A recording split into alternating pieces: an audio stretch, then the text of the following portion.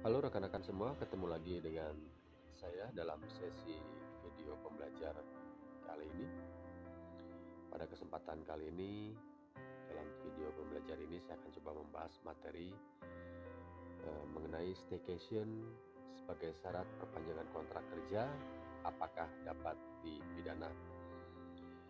Hal ini akan saya bahas dari berbagai sudut pandang hukum, dari beberapa pendapat pengamat hukum, serta dari artikel yang ditulis oleh Muhammad Januar Rizki.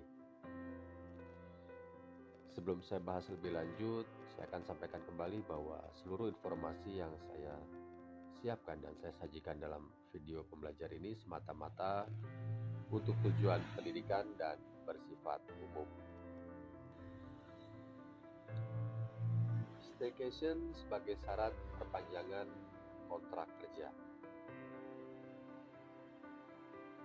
Fenomena staycation atau kegiatan menginap bareng bos dalam tanda kutip di suatu tempat sebagai syarat perpanjangan kontrak kerja bagi buruh atau pegawai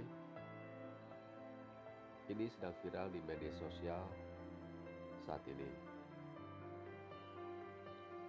Hal ini ditengarai terjadi di banyak perusahaan atau pabrik atau tempat kerja yang mayoritas pekerjanya itu adalah kalangan perempuan.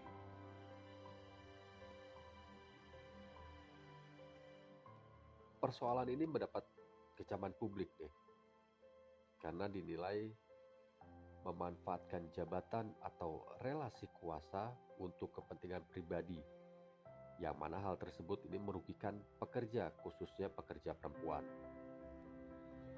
Hal ini dapat dikategorikan sebagai delik aduan dalam peristiwa pidana dan dapat dijerat dengan KUHP. Pengamat hukum ketenagakerjaan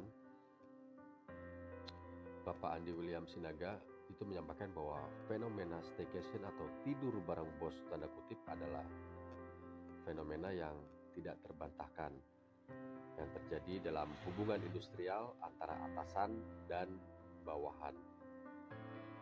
Nah, beliau juga menyampaikan sebelum viral fenomena staycation ini disinyalir acap kali terjadi dari jenjang pekerjaan yang sifatnya pada berbagai kategori seperti unskill, high skill, blue worker, white workers atau pekerja kalangan atas kantoran, asisten rumah tangga, dan buruh di tingkat pabrik dan lapangan. Dan masih menurut Bapak Andi William Sinaga bahwa fenomena staycation ini ditengarai terjadi di banyak pabrik atau tempat kerja yang mayoritas pekerjanya itu memang kalangan perempuan. Dan sifat pekerjaannya relasi kuasa atau subordinasi, bos atau atasan dan bawahan dengan alasan-alasan tertentu. Seperti halnya untuk memuluskan naiknya jabatan atau diancam pemutusan hubungan pekerjaan atau PHK atau dipecat maupun diiming-imingi dengan uang. Yang pada praktiknya dalam kenyataannya itu pola tersebut itu bisa terjadi juga karena suka sama suka atau bahkan takut dan terpaksa melakukannya karena kondisi.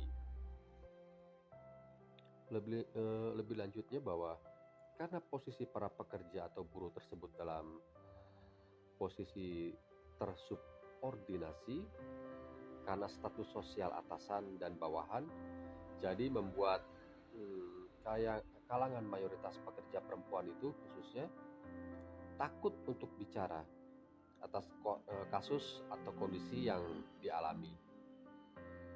Jadi baginya fenomena staycation dapat dikategorikan sebagai delik aduan dalam peristiwa pidana. Jadi dapat dijerat dengan menggunakan kitab Undang-Undang Hukum Pidana atau KUHP, bukan Undang-Undang Nomor 13 Tahun 2003 tentang Ketenagakerjaan. Walaupun alasannya ancaman kontrak tidak diperpanjang atau akan di PHK apabila tidak menuruti keinginan atasan. Sementara itu, melihat dari berbagai berita dalam media, terutama media sosial, Kepala Dinas Tenaga Kerja dan Transmigrasi Disnakertrans Provinsi Jawa Barat, khususnya Bapak Rahmat Taufik Garsadi, menegaskan bahwa pihaknya telah menerjunkan tim untuk menyelidiki kabar viral tentang atasan atau bos perusahaan di Cikarang, khususnya Kabupaten Bekasi, yang mensyaratkan tidur bareng untuk memperpanjang kontrak kerja pegawai perempuan atau karyawatinya.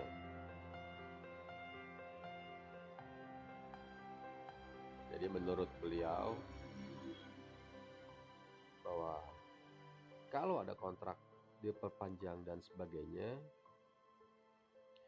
itu sudah ada di aturan perusahaan. Dan kalau menyimpang daripada itu, dapat dipastikan bahwa itu adalah oknum. Jadi khusus mengenai pemberitaan syarat staycation bagi untuk perpanjangan kontrak, khususnya terkait dengan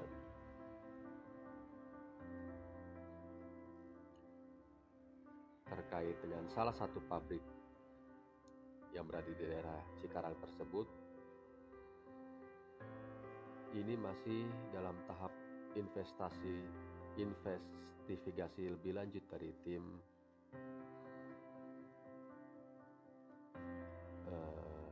Dinas Terkans Provinsi Jawa Barat. Dan hal ini menjadi perhatian khusus bagi para penggiat ketenagakerjaan.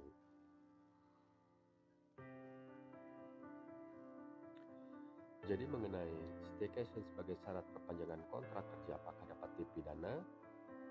Karena hal ini dikategorikan sebagai delik aduan